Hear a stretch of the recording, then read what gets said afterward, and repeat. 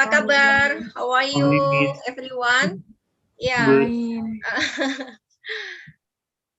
Ya, alhamdulillah ya. We find you all healthy and happy. Ya. Welcome to guest lecture session today. And this program is proudly presented by International Program of Communication Studies, or IPCOS. And my name is Yeni Rosilawati. I'm the coordinator of IPCOS UMY. And today I will be serving as your moderator. Today, you will be hearing a presentation from Dr. Imran Sarwar, Head of Technology, PT Zebra Cross Indonesia. And before we get started, I wanted to take a few minutes to read his CV, short CV. Yeah. Dr. Muhammad Imran Sarwar is a head of technology and demystifies Industry 4.0 landscape and its disruptive technology. And his education, PhD in computer science in University Sains of Malaysia, MSc in computer science, University Sains of Malaysia, and BSc in University of South Asia, Pakistan. And the core competencies including technical management, head of technology, skill agile framework, research and development, and also leadership, people management, including talent planning and requisition, plenary form speaker, strategic planning, and also technology, Internet of Things, big data analytics, and cyber security. And so many experience, in working experience, as a professional in IT. And also Dr. Imran also very active, in research publications, in forum panelists, and as a keynote speakers in many international conference and also national conference. That is the CV of Dr. Imran. And now we are moving to our session. Please welcome Dr. Imran Sarwar, who will be speaking to us on leadership and effective communication and digital era. Okay, for Dr. Imran, time will be yours. Thank you. Thank you so much, Dr. Yeni and Universitas Muhammadiyah Yogyakarta for giving me an opportunity to present today my humble experience related to leadership and effective communication in this digital era. What we call it digital era because its own digital transformation, as you can see in everywhere. And now data-driven society, data-driven organizations are playing an important role, especially after this COVID-19 situation, where most of us are connected online. And using this online and basically long distancing collaboration, leadership as well as communication is playing an important role. So leading an organization, leading a department, leading a team, even leading yourself is basically something important that we need to ponder on. And this presentation today we will be sharing. And after the end of the presentation, I will appreciate if you have any questions related to that. I will be more obliged to basically answer them.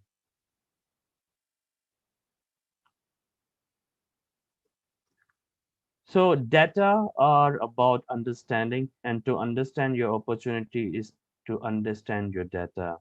We are moving towards digital transformation where every sector, whether it's agriculture, there's an industry, logistics, supply chain, healthcare, we are using data enabled system. And why we are using data? Because data is helping us to analyze, forecast, as well to make us uh, help us in taking a decisions. And this decisions is basically important with the landscape of basically ambiguity and uncertainty, especially after COVID-19 situation. About myself and my organization, I am proud to be head of technology of PT Zebra Cross Technology, in which we are designing and basically enabling industry towards the digital transformation. So our organization is basically anchored to drive Industry 4.0, also known as Fourth Industrial Revolution in Indonesian landscape, including in logistics sector, supply chain, basically industry, manufacturing, and so on. So we are providing a solutions to them. And we have a very good portfolio in terms of Global Fishing Watch, Mutu, Tripetra, MBSS, Kediko, and so on. So what is industrial revolution? 300 years ago, the first industrial revolution was basically mechanical. So using mechanical and steam engine, it revolutionized every sector, even transportation. And then comes the second industrial revolution, in which electricity was invented. And using this invention of electricity, it enables every sector that you can imagine of. So mass production basically happened because of the electricity. So electricity was the fuel of the industry. Then in the third industrial revolution, internet and basically automation plays an important role for basically automated production line. As you can see, assembly plant of the cars, manufacturing, pharmaceutical, supply chain. It was basically more on the third industrial revolution. The fourth industrial revolution is more on digital. So it started with digitization, where 20 years ago, documents, the manual, the paper document was first converted into digital form. And now from the digitization, we are moving towards digitalization. Digitalization that is that data as a fuel. You use the data either in the form of Excel sheet or database, and then you are making a forecasting and decisions. So big data analytics are providing three kind of analytics. One is descriptive analytics, which is patterns of the past. Predictive analytics means that you have a data in the from the past and you can predict what will happen in the future or forecast. And then there's a prescriptive analytics, the third type of analytics, which means which decisions that you should make to basically become a successful in terms of decision making. So analytics are providing in the form of a dashboard and other stuff. But insights, the next level for the insight is basically making a decision using artificial intelligence. So using artificial intelligence, humans can able to be assisted by machines to have a autonomous system, like an autonomous car, where there's no driver. So this car drove by itself using the data and AI engine. Similarly, there are some factories right now which doesn't have some humans working it, so they are called dark factory because there's no light inside because no humans are working on them. So the fuel for the fourth industrial revolution is basically a data. In the 20th century, the fuel was black water. Black water means oil. But in the 21st century, the fuel is data. So if you have a data, then basically you can able to transform yourself in this digital transformation era.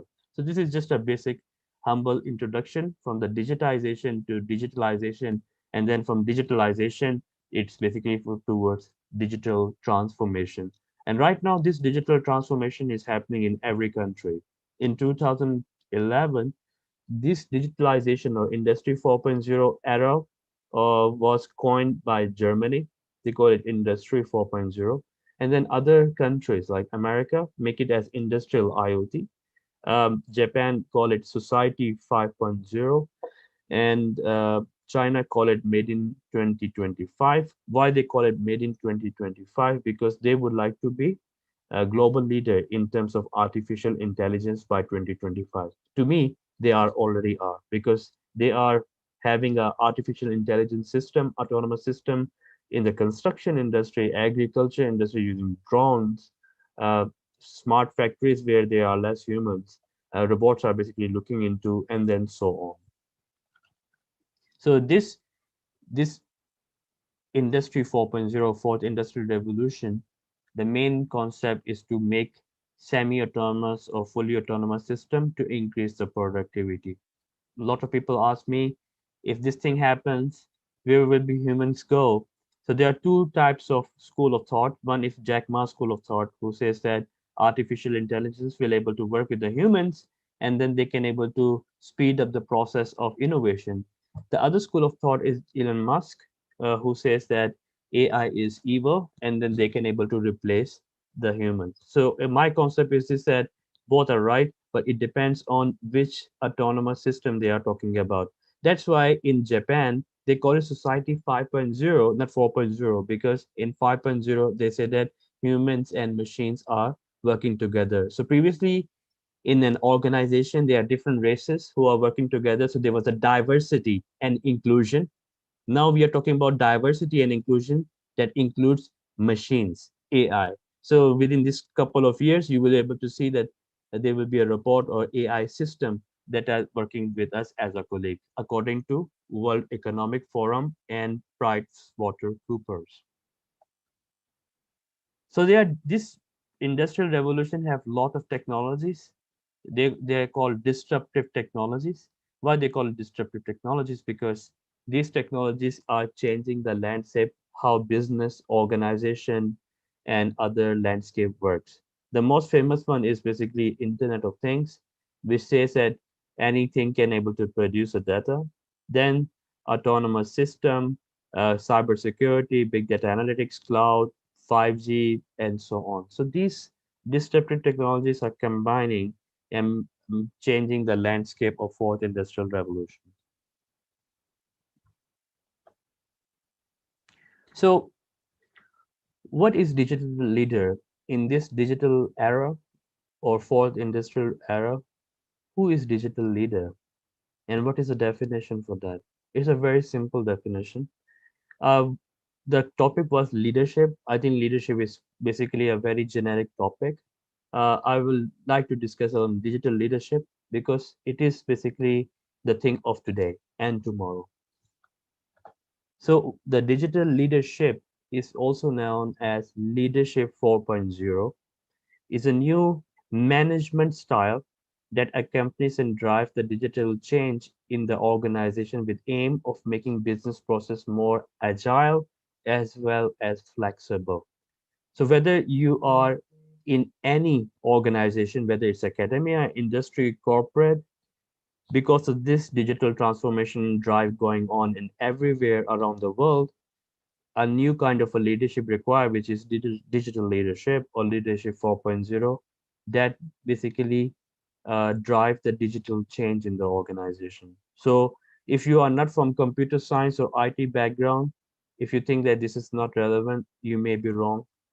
It's basically highly relevant because this IT and digitalization is in happening in everywhere, even basically in communication industry, media, uh, security, governments, even postal offices, police, army, and basically in every sector that you can able to think of.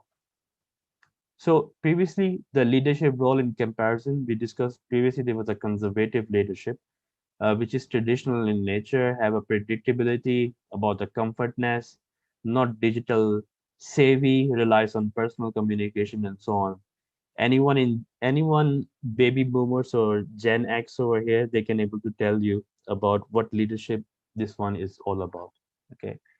So after the conservative leadership, there was another kind of a leadership which is called expert leadership. So these expert was basically on digital ecosystem. They have a comfortableness with uncertainty. They participate in managing teams, and then but they are not part of the digital transformation. Then there's a change leadership that requires there's a relevance of digital transformation in this digital era. So if you are not going in the digital transformation, you might be perish or obsolete. For example, Yahoo, Nokia, what happened to them? They were used to be the most popular and most attractive and leader in their own sector in the early 2000s. but because they were not fast enough to change in this digital era, that's why they become irrelevant. In 2005, Nokia was the world leader, selling millions of phones everywhere. And what happened in 15 years after that? There's no Nokia. And there are some other examples like Yahoo. Yahoo was a world leader in searching, in web searching, but because they didn't change accordingly, they become relevant. MySpace, and there are many other examples. So digital transformation change is important. So this change leadership requires a more recognition of relevance of digital transformation for your business and necessity to adopt the change environment. So this is more like a traditional, but it is helping in terms of driving the digital transformation. So now the leadership of today is basically digital leader. So digital leader shows all of the characteristics of expert leader. They are responsible for digital transformation. So if you are CEO, you see a CEO of a any company that is in the process of digital transformation. CEO have his own team, which is CTO, Chief Technology Officer, CMO, CDO, which is Chief Data Officer, Chief Information Officer, Chief Information Security Officer, Chief Marketing Officer, and so on. So CEO is basically the digital leader, and in other domain there are others as well, like CIO and CTO.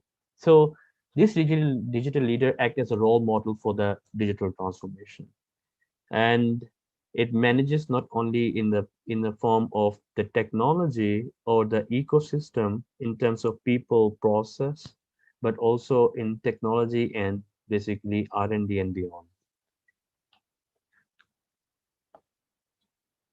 So what are the six characteristics of this digital leader? Firstly is basically recognizes that digital is not always about scaling of a flashy projects, but it is also about transforming people. So if you don't transform people, uh, digital transformation may fail. So there are three important pillars basically that digital leader look into. Number one, start from people. So if there's no people that are driving the digital transformation, there will be no digitalization in the organization. So you may need to upskill or reskill the existing people in your organization so they can understand what this DT is all about, this digital transformation is all about. Number two is basically process, and number three is basically in terms of technology. So technology is not number one, it's number three. Number one is people, because people are the asset of an organization. The second characteristic of the digital leader is developing a digital skills across the organization by creating an awareness programs and upskilling of them. So it is not related to the technology. Again, it is related to the human resource, marketing, business development, product. Everyone needs to upskill themselves in terms of digital ecosystem, like business analysts, business analytics, and so on. Number three is instead of digital strategy, integrating a digital process and technologies to serve and shape businesses and strategies. Number four is providing leaders with a mandate and budget to test and embed the digital technology. So you cannot able to transform your organization in one night. You have to start from small. So the important thing is think big, but start small. Have a baby step or incremental step. Implement the digital transformation incrementally by small and then add in the form of a phases. So in this way, there will be less risk and chance of failure. Number five is basically starting all programs and project with use of research, and user needs to iterate what you do and how you do in response of the feedback. And number last, which is number six, is inspiring team and boards about benefit of the digital transformation with a proof of concept. So if you don't show them the benefit, you will not encourage them. Change management is basically the hardest thing in any organization. So change management doesn't require the process also, but also every individual in a team to change, which is the most difficult part. So human as a full stack, when we look into the people, human as a full stack is basically starting from awareness. So you have awareness over here. Let me have a pointer basically. So you have a awareness over here in terms of level, types, and preference. So awareness program can able to be the first step. Number two is intention. What is your intention? Your intention is basically having personal success for every individual, because individual and another individual people are making a team, and teams are making an organization. So organization depends on the team depends on the individual people who are part of a team. So you have to start with individual level, then moving towards team level in the form of performance management for growth, and then on the stakeholder level, which is basically uh, long, uh, long lasting mutual benefit in relationship. The third is basically intention. Your intention, what should be the intention? Is basically the intention is to upskill and reskill the people, coach them, and basically influence them in terms of change. And the last and the most important one for me is a reflection. Like every day, at the end of the day, I do self-reflection. I basically sit in the quiet place and see how my day went. What are the things that I did good, and what are the decisions that was difficult that I made, and how I can able to improve myself. The most important asset of anyone after life is your time and health. So did I spend my time and health in a way that it has to be spent? And do I have a balanced life? So all of these things basically requires your attention. So self-reflection is basically thinking about the past, but at the same time think about your future. So you are every day learning from each other. So reflection is good actually. So this is the most important slide, basically on the digital leadership, because and everyone has to be a digital leader. Digital leader doesn't mean that only CEOs can. The change start from you and from me. So it's basically self-improvement. So everyone on the minimum capacity, the most important thing, you can lead yourself before you can lead a team, a department, and or organization. So that leading yourself is the most important thing.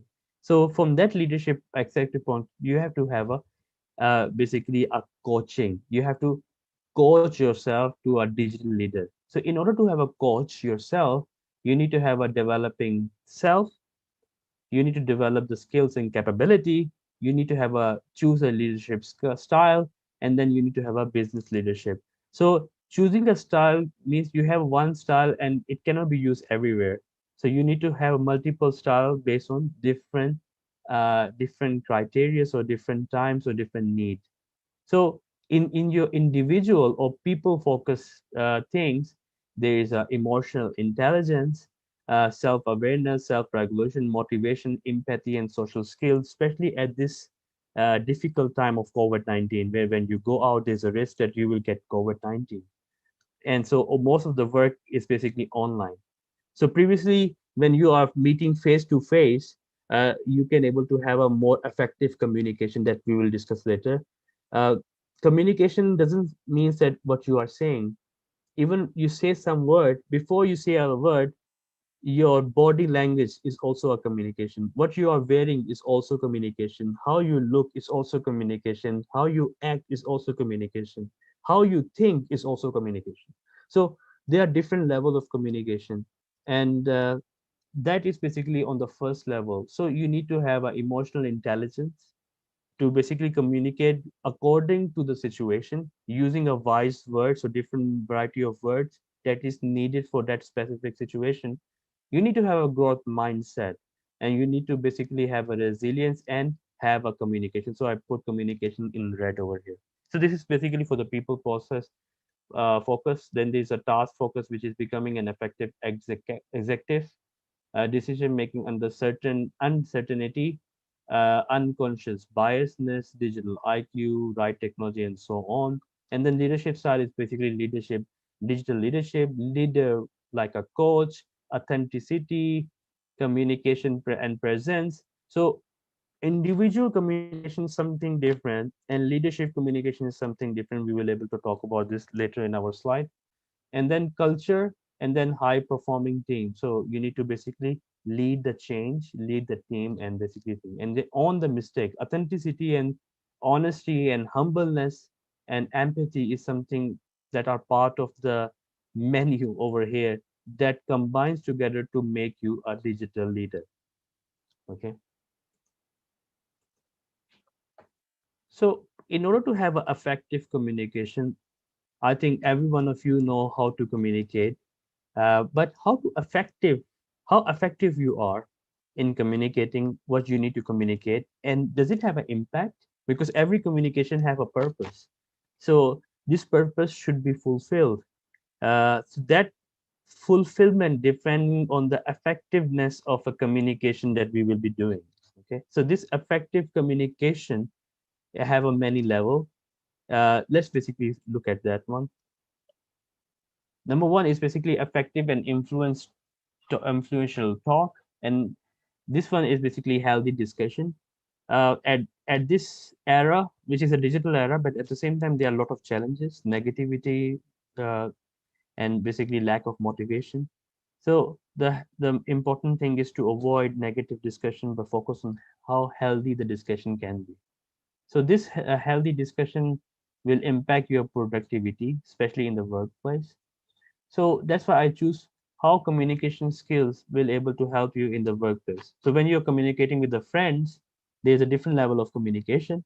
But if you are communicating in the workplace, there are different requirements. So number one is effective and influential talk with a healthy discussion.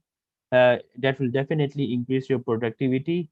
Having a strong relationship within an organization and outside of an organization, helpful to build trust and basically make more money and better in result in to get a feedback. Number two and three are basically listening. Listening. Uh, People focus on talk only, but quite many focus on basically quite less focus on the listening. So in terms of listening, effective listening means, are you properly attentively listening and giving response, or you're just quiet and look only?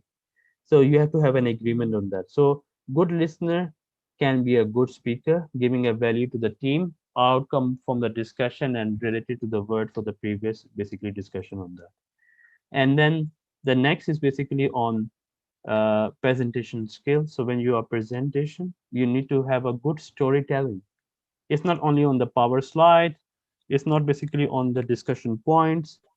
It's also depending on how you are effectively presenting. So that presentation require a storytelling. Otherwise, it will be just another boring session that you will able to listen to.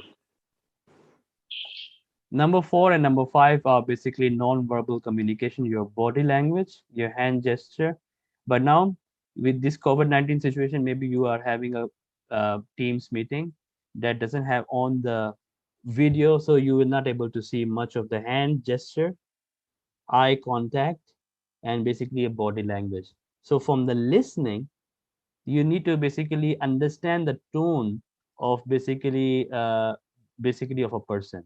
So that is basically something different and difficult as well.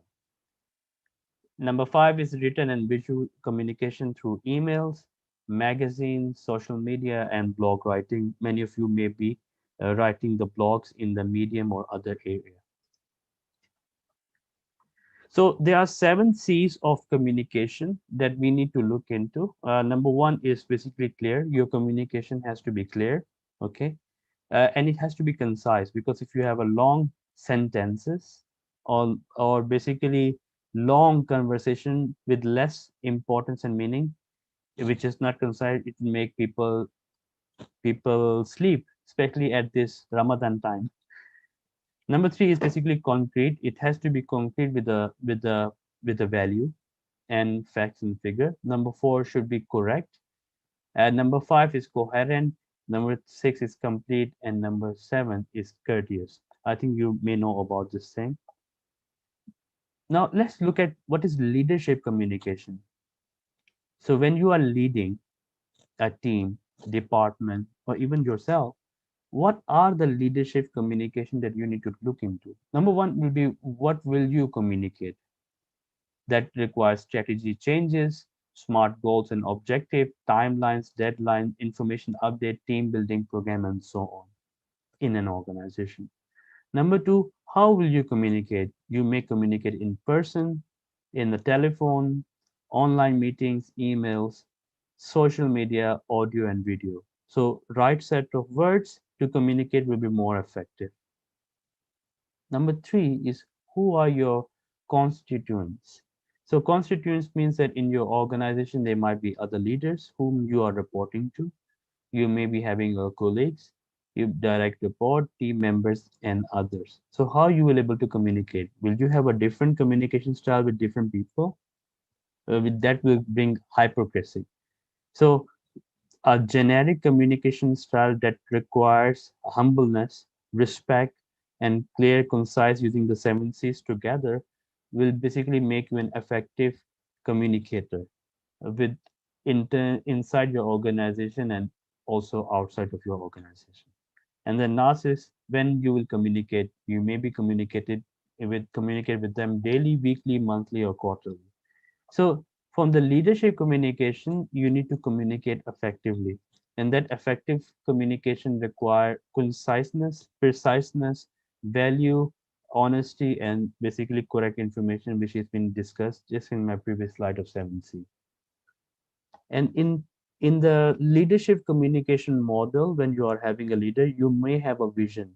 Now, many people think that this vision is basically only related to an organization that you own or you are working with. But to me, the vision is also personal. What is your long-term vision? What is your life vision? What you would like to achieve, and how you will reshape your life journey according to your vision. So vision is basically first thing, and based on your vision, you make a plan, and then from that plan, you delegate. If you have a team, you will delegate. If you are alone, then you will basically delegate accordingly. And then you may require some coach. You may need some coach, or you may need to give the instruction to other, or may basically coach others or mentor others. And during this process, you have to motivate yourself. So leadership should be a person who is not only capable of self-motivating, but also capable of motivating others, other people who you are working with. So from the vision, it translates in a communication action is visualization and verbalization in the message that you want to deliver to yourself or to others. A plan, which is describing the step of an organization need to take a fulfillment of the vision. So the plan in the organizational level will be like that. On a personal level, for example, three weeks ago, my vision was to give a presentation to UMY on the leadership. This was my vision.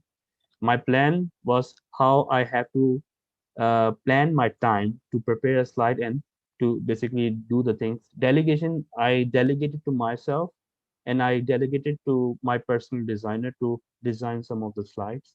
And then coach, I may take an opinion from my friends on this domain topic, or I have read a lot of articles, a lot of books on this subject matter that I will be presenting to. And then I recall some of the experience that I had in my 17 years of professional industrial journey to basically do. And then motivation, I have to motivate myself. Even I'm tired, I have to do self motivation to basically do. This is personal level, but on the organization level, communication action for the delegate, defining an individual role and team responsibility, advising, counseling, and listening basically. And then lastly is on the recognizing the contribution of others.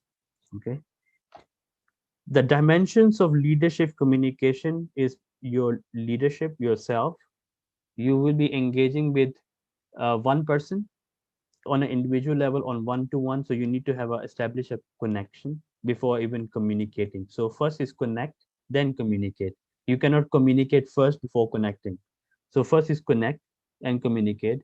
You may be communicating with the one to few people. You need to engage them and empower them. And then to many people, you need to basically make them in align with your vision and basically your plan. So it requires align to perform, connect to inspire best work, mine untapped potential, and deliver enterprise result. Effective communication will produce result. If it is not producing the result, this means your communication is not effective at all. So at the end of my presentation, I want to recap what I said is on the leadership level. We discussed on the leadership 4.0 attributes and compare with the different leadership style. We discussed about the characteristics and then communication. But the leadership 4.0 have an important element which I didn't talk, and it's agility. So that agility needs to have an agile mindset, agile leader, agile people, and agile organization. So what agile leader is basically having a servant leadership ability. So it, that was a thing of the past that you were ordering people. Now, if you order a people or under you, they will leave you. So people are the asset, not liability, who are working with you. Okay, your friends are basically your asset. So that's why you need to have a servant leadership kind of environment. You need to create an environment and create a culture of trust and respect. You need to have a skills. You cannot be jack of all trade. So you need to find strength and weakness of the people in your team. And then one person's weakness can be fulfilled by other person's strength. So you need to look into the skills and tools for that. And then you need to have an agile governance in this rapid change environment or society in this digital era. Whatever is relevant today may be obsolete tomorrow, whether it's a technology or basically a business. So it requires agile governance and agile change. Then there should be a send control direction, inspire people to provide autonomy. Means you don't need to have a micromanagement leadership style or management style. You need to focus on macro management, and then organization doorbell for stability and innovation. Without innovation, you may not basically lead, whether you are a researcher or basically a person in an organization. Then basically it is about attitude, continuous transforming, continuous improvement. We are in a life, it's not about doing master's PhD only, undergrad, master, PhD. No, it's about continuous learning. Every day we need to have a learn. So we need to have a self-learning kind of a culture and environment to improve ourselves.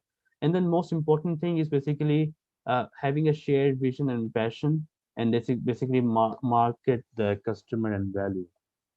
So in any digital organization, in their digital transformation, in this digital era, for the digital leader, there are some important aspect to look into. This is basically my last slide, and it's one of the most important slide for the presentation today. Is agile leadership basically depends on lean portfolio management, how you align your strategy and funding, and basically optimize the things which is on the three pillars, and then how agile your organization is, which is also called organizational agility, to create an enterprise where lean means reduce waste in terms of materials or time. Agile means having a flexible mindset that can able to willing to change and do the change with the minimum viable product.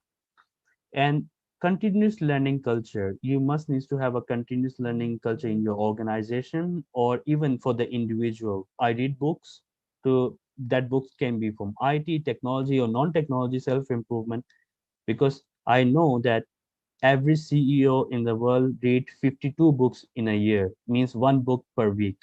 So why they are reading this kind of a books every day for every day 20, because they would like to improve. So self-improvement is only happen when you have a learning culture even within your home first. Then lean agile leadership, basically, and then team and technical agility.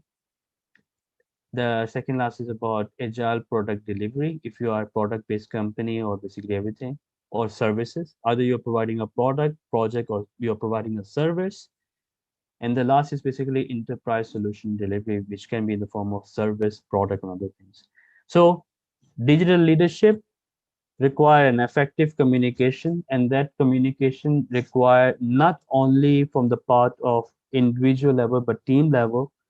And effective communication is an art that you cannot able to learn in one day, but it requires some practice and some learning. So you need to basically look into that matter in this regard. With that said, I would like to close my presentation, and I will be basically very obliged if you have any questions. You feel free to ask me. Thank you.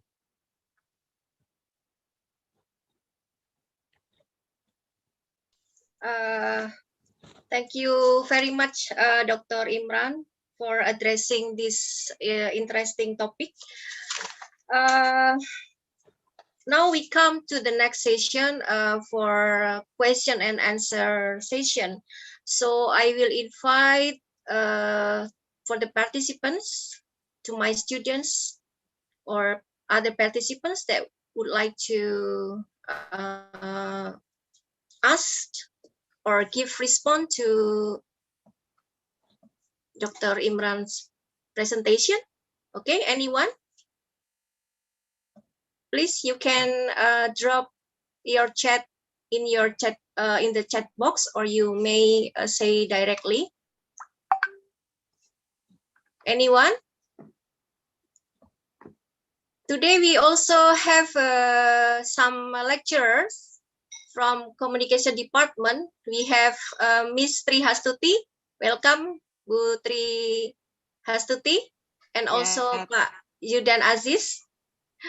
Yeah, thanks. welcome, Mbak Nur. You have any question, Mbak Nur? Oh, we have Not also Bu Anti. yeah, Welcome, Bu Anti. not yet. Okay. Yeah. Okay, is there any questions? If you are a bit shy to ask question, maybe you can type in the chat, Yeah, and then I can read from the chat. It will be good yeah. to ask me any questions related to leadership, technical leadership. Mm, Everyone have a different experience. Leadership and communication is a very generic and common topic. yeah, If you write communication word in the Google, you might get 15 billion result. So there are a lot of things, but leadership and communication is a journey. So everyone have their own journey, own experience, which are unique. So if you yeah. wanted to ask me any questions, Mm. please feel free. Dr. Imran, I will start the questions first. Sure, please. May I? Yes, Yeah. yes, please. You mentioned about the 5.0 society. Can you explain more about that? Okay. I mean, Thank you. yeah, what is the implications to the organizations, for example, and maybe to the new value that may arise from that new kind of society? Okay, it is a very good question. Industry 4.0, as you know, is all about data-driven landscape. That data is being created by IoT devices, sensors, machines, robots, and it advocates to increase the productivity. Now the problem is if you go to any, let's say, factories, right? So factories are like smart factories. So this digital ecosystem, when it become applied on the industry, it become industry 4.0. If it is been applied in agriculture, it become agriculture 4.0, smart city 4.0, and so on. The problem with this is too much digital drive is basically emphasizing more on robots or machines. So if they are in a factory, they have 500 to 1000 workers. After this digital transformation, uh, there used to be 1000 worker, it will become 100 workers. So 900 jobs will be obsolete, or basically will be taken by the machines. So those jobs which are very repetitive, which is just a small or automation kind of a job, it will be basically replaced by the machines. After all, humans need, when they are working, they need salary. They cannot work 24/7, but machine can able to work 24/7. Human have makan break. Machine doesn't have makan break. Human go for raya holidays, chutti chutti, but machines are basically no chutti chutti, but 24/7 they are running. So the ROI, which is return of investment for this industry who are adapting this digital transformation, is quite high. So many advocates are saying that this digital transformation is reducing the man work, and humans is being replaced by machines. They are right, but you have to understand that this transformation happened just not now. It's basically every time. Do you remember 30 years ago there was no ATM machines? So if you wanted to withdraw money from the bank, you have to wait for the next morning, go inside the bank, and then be in a queue, and there was a teller who will verify your IC and other thing, and then give you the money. So what happened? ATM finish that thing. There is no teller anymore. So ATM will provide you a flexibility that you can withdraw anywhere, anytime. So the job at that time of the teller was being replaced. But people are seeing replacement only, but they are not saying that that teller at that time was being upskill or reskill for basically another new job. So if all jobs are obsoleting, the new jobs are coming. So Society 5.0 is focusing on that aspect, a value, human presence. So they wanted to ensure in Society 5.0 that what is the holistic way that we can able to replace the job, not in a way that other person will lose the job, rather than we upskill them in a way that they will be a new job. For example, there was no data scientist 10 years ago. There was no blockchain engineer or machine learning engineer 5 years ago. There was no basically deep learning engineer or IoT engineer 5 years ago. So all jobs are obsoleting, new jobs are coming. So for Society 5.0 is focusing on human, how human and machines can work together in under one roof. So this is basically on the society. So if they will take care of the society, then definitely there will be less job replacement and more basically innovation. So in this era, if you are having a good soft skills, critical skills, communication skills, emotional intelligence, creativity, then you will able to survive. And that is needed for this current change because after every 10 years, new things are coming. So if you don't be part of that change, then you will be obsolete. You will be jobless forever. And that change require you to have a high EQ, effective communication, critical thinking, and basically a lot of other things, which is basically part of a digital leadership aspect.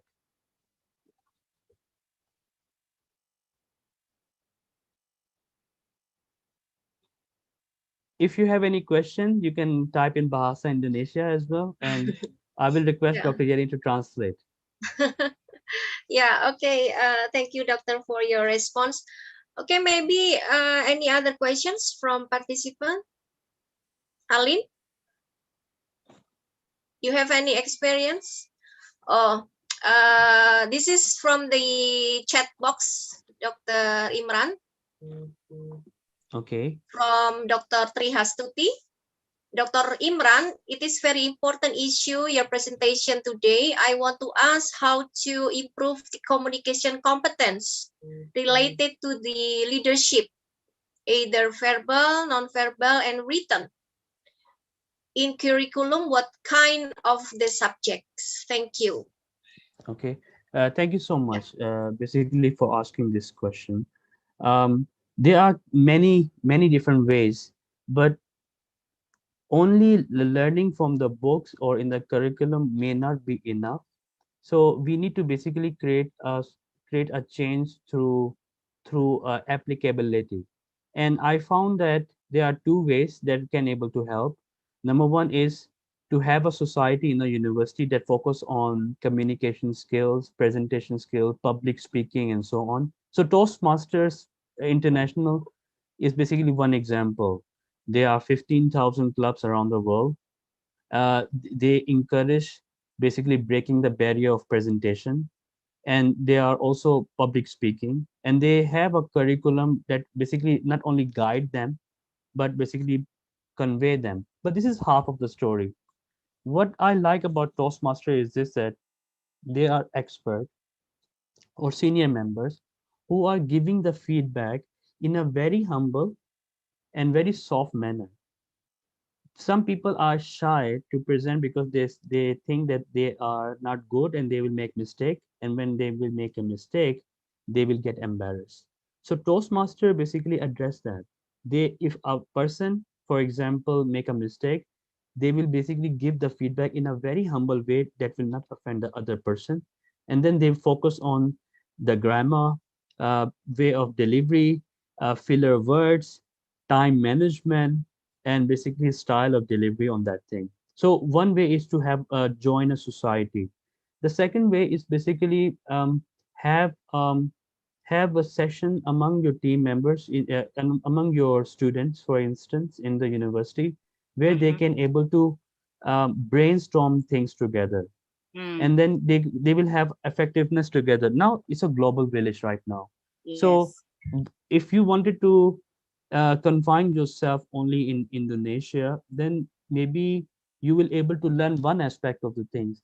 With the advent of technology and different platforms, the best thing is to basically go global. So using social media, you can able Mm. to reach many individuals from different part of the world, and one thing connect everyone is basically a language. So English Mm. language, effectiveness on learning English and then Yes. applying that English by practicing and Okay. communicating with the others will be a key. Mm-hmm. So Mm.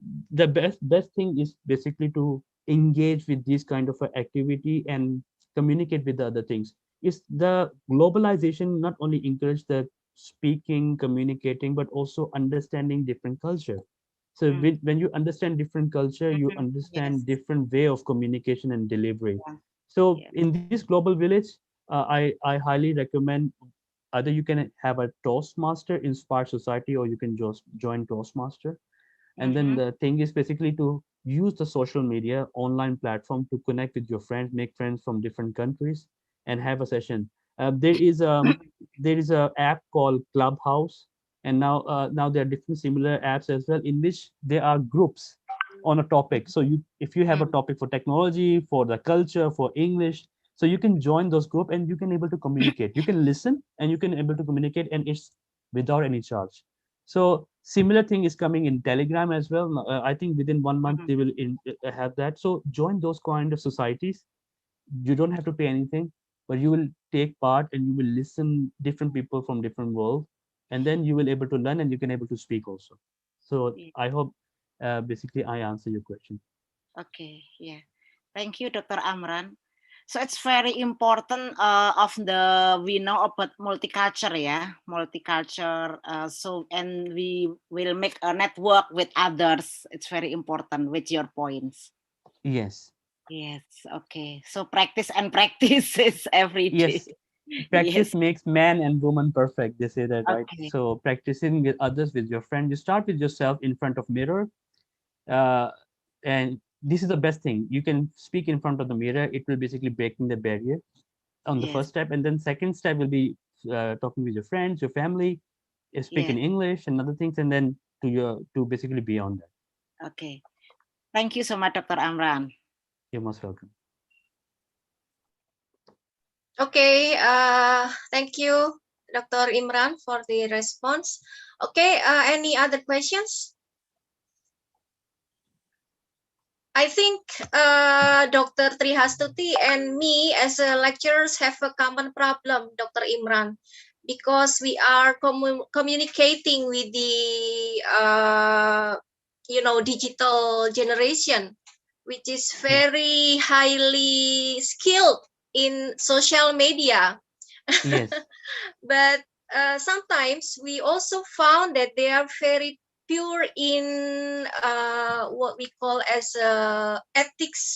ethical in social media. Sometimes we found, not all students actually, but sometimes I found that uh, they are posting something that not up appropriate, for example, and also when they are text their lectures, they also experience in they are not experienced in how constructing a good words for their teachers. So what do you think about it, and how we should what we call as how we should communicate with the digital generation, doctor? This is a very common problem Yeah. uh, in every part, especially in Asia. Yeah. Because in Asia we are more towards culture-oriented society. Mm. In the West, we there is no culture-based basically society as well as landscape. Of course, there are ethics. Of course, there are different other ways. But how we can able to improve and deal with that, we need to basically change ourselves first before we change others. Mm, And basically, we have to treat them because millennials, not only in communication but also in the workplace, require different kind of management style.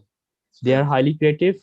yeah. They are basically impactful, Mm, but they have their own style. So instead of they themselves will align with organization or us, we may mm, need to organize and align with them on mm, a common barrier. They will be changing, we will be changing, and we will be having a effectiveness in terms of relationship. So that kind of a thing, like if I talk to my nephews and even some of my students previously when I was in a university, and right now in my organization when I'm talking to the junior or the interns, I talk to them like a friend. mm, I in my organization to my team, I said that in agile organization there is no hierarchy. In the digital leadership, there is no hierarchy. The only thing over there is a collaboration. You have your strength, I have mine. How we can able to work together? Even if when I wanted to tell them something, I I I communicate with them in a way mm, that in their level with a humble attitude and humble presentation, and I ask their opinion and I give my opinion. Because if I give my opinion only and I don't listen, they will not able to accept it. So it's basically listening first from them and then giving your opinion second requires this yeah. thing. So this is basically with the current need of that. So you have to go to their level, you have to change the relationship. But of course, with that level, if you go down, there should not be any compromise on the respect. You need to draw a boundary. So once the boundary has been drawn, they know about they respect your boundary and you respect theirs. Then there will be a effective communication because they will be willing to listen what you say and what you do. Yeah. Okay. Thanks, doctor, for your suggestion. Because this is our common problem, ya, Mbak Nur, ya, that we are Yeah. facing Mm. in our daily Digital routine. Yeah. Okay. There is one question, doctor. Maybe this is the last questions. Okay. I want to ask a question. In today's digital era, what disadvantages do we get if we don't understand digital leadership Okay. What are from the pharma? okay. Yeah. Bu Yeni Okay. ada pertanyaan dari Anna Balkis juga. Oh, yeah, yeah. Two question, I think so. Okay. Yeah. And from Balkis, Anna Balkis, I have a question. If company has been experiencing good digital leadership 4.0, like have new way of thinking, new way of working, the organizational management, what possible someday they will collapse like Nokia, BlackBerry, and many applications like Pet and Friendster. Yes. It also possible for they to decline also, or Okay. yeah. Let me basically combine answer for both of them because they are Mm, interrelated to each other. yeah. Basically, what is the disadvantage we get when we don't understand the digital leadership? You will not be progressing in your career because in that Mm-hmm. career maybe that job requires some changes. If you don't do it, you lose job. and when you lose job, maybe you will not able to get the similar job. So change is necessary. So you need to change yourself, you need to upskill sometime, you need to reskill sometime, to basically match the organizational need. So in every organization or sector, in some organization the transformation is slow, in some organization or some sector the transformation is fast. So if you are in a slow organization, you may say take some time, but it will not be forever. So soon or later everyone has to transform. Those people who were using typewriters before to type the documents, they have to transform themselves to use words, because word become the de facto standard. In the similarly in the today's session, today era, the digital skills is required, and if you don't do it, then definitely you will be obsolete. Now in the second question is on organization level. On the organization and leadership, they have to make sure that they will upskill, have a awareness program, have a clear direction, new business model, new communication model, new basically curriculum in the university and in the organization, and tell each and every of your employee that if we don't change, we will be like a dinosaur. And if you become a dinosaur, not only the organization will lose, but also you guys lost your jobs as well. So this, you need to make up, the leader has to make a policy, some process that basically emphasize on continuous learning environment or continuous learning culture. And that continuous learning culture needs to be adopted not by organization itself, but also in the individual basis. How many of you are reading books apart from your own, different than your own curriculum? One per year, two, five. Like I mentioned, every CEO is reading 52 books. So these books are not story books. They are not fiction based. They are non-fiction based on real life, finance, business, improvement, and so on.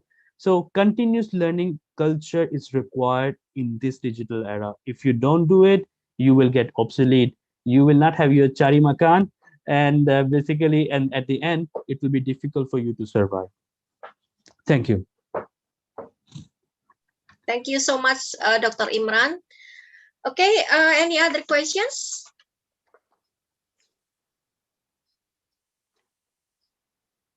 Anyone?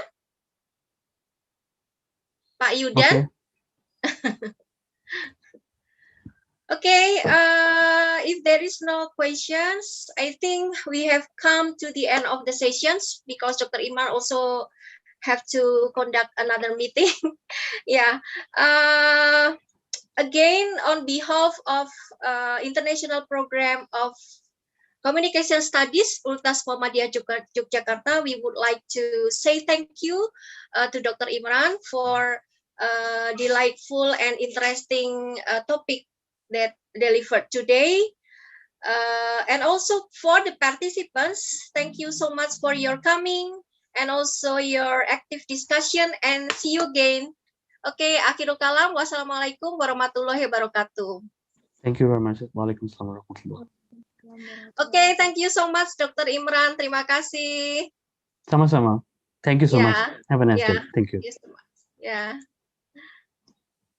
Okay, see you again, Dokter. Oke, makasih ya teman-teman.